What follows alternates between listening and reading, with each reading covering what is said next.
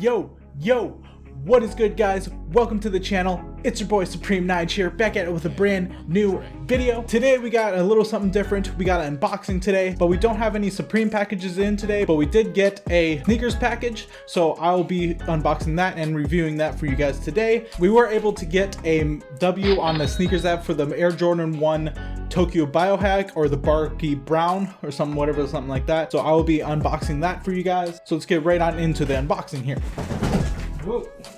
Oh, I almost f***ed up there. So let's get this bad boy open. Damn, Nike, you taped this one tight as f. There we go. See what type of box they wanted to put this one in. Alright, like a black red Nike box here. Here is the box. Air Jordan 1. Hold on, can you read that? Air Jordan 1 Retro High. Yep, perfect. So I'll let you guys get the first glimpse before I do. Ooh, these are looking pretty fire.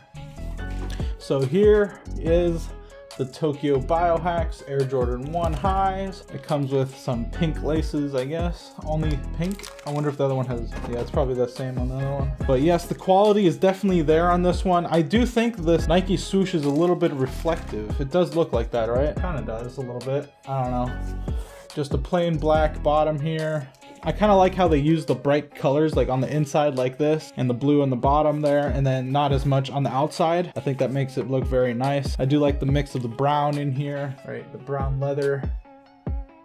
So I'm gonna put these on my feet and then I'll give you guys like an on foot view for real quick. Alrighty guys, I decided that I'm actually not gonna be putting both of them on my feet, and I'm not even gonna be lacing them up fully because I am planning on probably reselling these. So I'll probably just be putting on one foot and then just walk around just a little bit just to see how they feel, and then show you guys in the camera real quick on the foot. So I'll put the camera down and I'll show you guys real quick. Begin on the track.